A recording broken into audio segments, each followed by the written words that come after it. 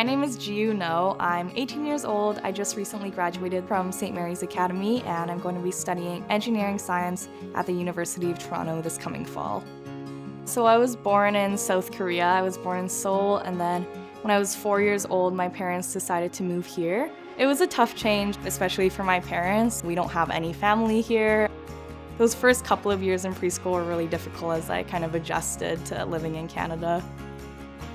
Since I was a child, I've always just loved science and loved math. I was really into space. I used to want to be an astrophysicist. My dad and my mom, they both encouraged me to read books about science. They signed me up for mad science camps. I did a lot of math contests. So in grade 9, we were just stopped at a red light, and then a car came and rear-ended us at 80 kilometers per hour. That left me with a pretty bad whiplash and concussion injury. I dealt with a lot of headaches and constant pressure on my head and dizziness. Those were my biggest symptoms, and I had just a lot of anxiety. One of the hardest things was just that a concussion is invisible. When I was sitting on the sidelines instead of playing basketball, some of my teammates would come ask me what's wrong, because on the outside I looked fine. It's not like I had a cast or anything to show that I was injured. In my senior year, I decided to start a neuroscience initiative called Brain and You to help young kids to realize just how important their brains are from a young age, and then also to spread awareness on neurological disorders, kind of like concussions. I go around to different schools across Winnipeg, and I run these fun, interactive neuroscience workshops.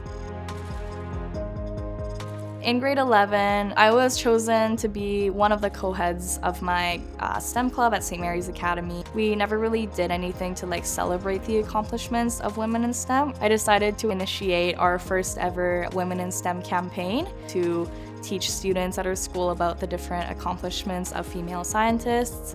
We had a pie your teacher in the face fundraiser, so yeah, we got to raise money for the Society of Canadian Women in Science and Technology, which was awesome.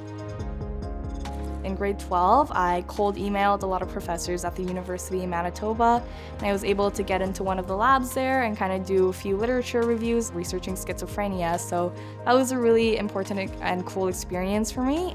At school, I got a couple of awards on my convocation, so I had the privilege of getting the Governor General's medals. One of the other awards that I got was the Parents Guild Scholarship. It recognized some of my work with Brain and You, and then also with the STEM Club, and just the other ways that I've been involved around the school, and those are all things that are very important to me, so it was kind of cool to be recognized for them.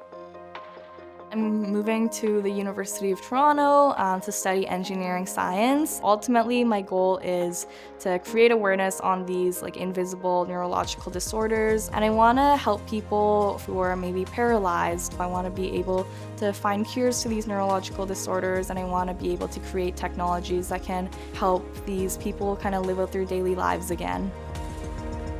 I think Nellie McClung's legacy is so inspiring because she kind of paved this path for young girls just like me ahead of her, and I hope that my story can be encouraging to even one girl in the audience.